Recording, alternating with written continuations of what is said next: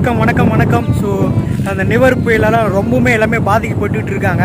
So எங்கள் ஊர் பார்த்தீங்கன்னா இப்படி தான் இருக்குது பாருங்கள். எங்கள் ஊர்லேயும் பாருங்கள், இது ஃபுல்லாகவே பார்த்தீங்கன்னா உளுந்து விதைச்சிருந்தாங்க சித்தப்பா வீட்டில்.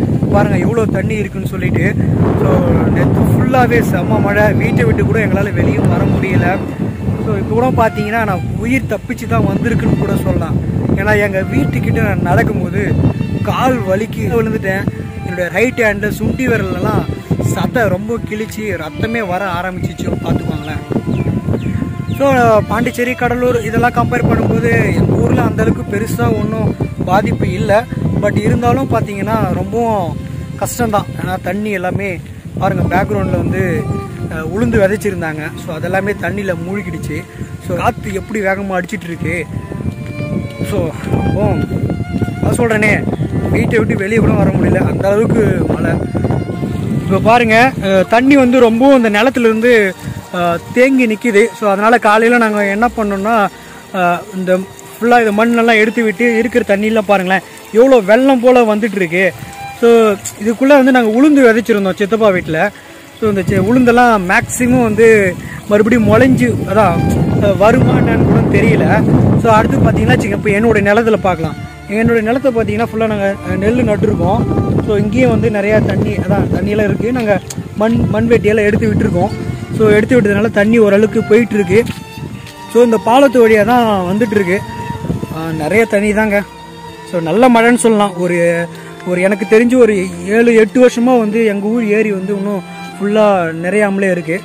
ஸோ இந்த மழை வந்து குறைஞ்சபட்சம் ஒரு பாதி ஏரி வந்திருக்கும் நாங்கள் நினைக்கிறோம்.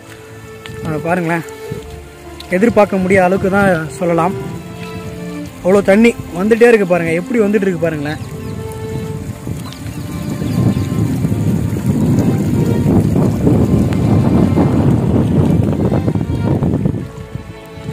இப்போ கூட நீங்கள் பார்த்தீங்கன்னா நான் காற்றுல சண்டே போட்டு காற்றுல பேசக்கூட முடியல. பாருங்கள் எவ்வளோ காற்று அடிச்சுட்டு இருக்கு. அந்த அளவுக்கு இங்கே காற்று ஹெவியாக இருக்குது. அந்த பெரிய வந்து நான் எடுத்துகிட்டு இருக்கேன். ஸோ இப்போ பாருங்கள், கொடையை கூட என்னால் சரியாக பிடிக்க கூட முடியல, அந்த அளவுக்கு காற்று அடிச்சுட்டு இருக்கு. இப்போ இந்த பக்கம் நான் டேர்ன் பண்ண உடனே தான் ஓரளவுக்கு என்னால் கண்ட்ரோல் பண்ண முடியுது. ஸோ அந்தளவுக்கு ஹெவியாக வந்து இப்போ இங்கேயும் காற்று அடிச்சுட்டே இருக்குது.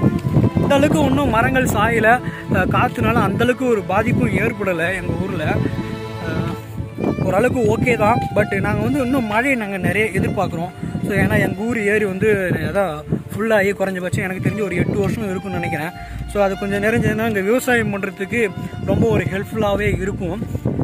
ஸோ பார்ப்போம். அது இல்லாமல் இங்கே கரண்ட்டு வேறு காலையிலேருந்து இல்லை. ஸோ எல்லாருமே வீட்டில் சட்னி அரைக்க சமைக்கிறதுக்கு எல்லாருமே கஷ்டப்பட்டுட்டு தான் இருக்காங்க. ஸோ அது ஒன்றும் பண்ண முடியாது. பார்ப்போம். பாருங்கள், இதெல்லாம் என்னுடைய வயல். ஸோ ஓரளவுக்கு இங்கே ஓகே, தண்ணி இதிலலாம் தேங்கி நிற்கல. ஸோ இங்கெல்லாம் பாருங்களேன், அப்படியே தண்ணி வந்துகிட்டே தான் இருக்குது.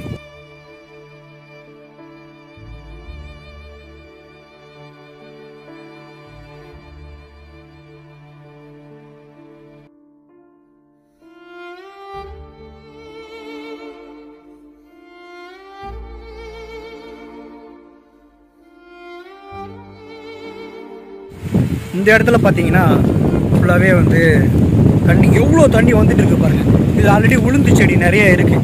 ஸோ இது கொஞ்சம் நல்லா வளர்ந்த ஒரு உளுந்து செடி பாருங்கள் எப்படி இருக்குது பாருங்கள். ஃபுல்லாக அவ்வளோ தண்ணி ஆயிடுச்சு. ஸோ சரி, நம்ம இயற்கையை யாராலும் மாற்ற முடியாது, இயற்கையை சீற்றத்துலேருந்து யாராலும் தப்பிக்கவும் முடியாது, யாராக இருந்தாலும் சரி. இதுதாங்க என்னுடைய ஊருங்க. ஸோ என்னுடைய ஊருடைய வியூ ஸோ இப்படி தான் இருக்கும். ஸோ பார்த்தீங்கன்னா ரோடு, இந்த பக்கம் என்னுடைய நெல் வயல். ஸோ அப்படி இருக்குது. அங்கே பார்த்தீங்கன்னா கொஞ்சம் என்னுடைய பூத்தோட்டமும் தெரியும்.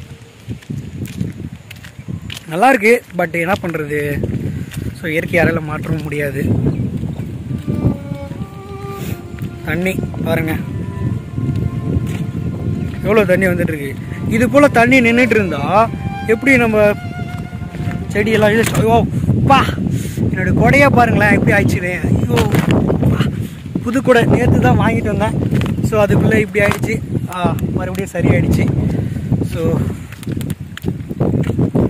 ஸோ மக்களே, எல்லாருமே நீங்கள் வந்து என்ன பண்ணுறீங்கன்னா, மேக்ஸிமம் வந்து சேஃபாக இருங்க. வீட்டை விட்டு வெளியே வரதை கொஞ்சம் அவாய்ட் பண்ணுங்கள். ஏன்னா நம்மளோட சேஃப்டி ஃபஸ்ட்டு. நீங்கள் நடக்கும்போது ஈரத்தில் வந்து மண் போன்ற ஒரு பகுதியிலலாம் உங்களுக்கு கால் வந்து ரொம்ப வழுக்கும். ஸோ அதனால் நீங்கள் பார்த்து நடங்க. ஏன்னா நான் காலையில் விழுந்தேன், எனக்கு என்ன தெரியல, இந்த இடுப்பு வலிக்குது. ஸோ அந்தளவுக்கு பெயினாகவே இருக்குது. வீட்டை விட்டு வெளியே வரும்போது மேக்ஸிமம் பார்த்து நடுங்க. ரொம்ப காற்று அடிக்கும்போது வீட்டை விட்டு வெளியே வராதிங்க, சேஃப்டியாக இருங்க. ஓகேங்களா? ஸோ இந்த நிவர் புயல் ஒன்றும் பண்ண முடியாது, என்ன நடக்குதுன்னு சொல்லிட்டு பார்ப்போம். வீட்டிலேயே இருங்க, சேஃபாக இருங்க. ஓகே, டாட்டா, பாய் பாய்.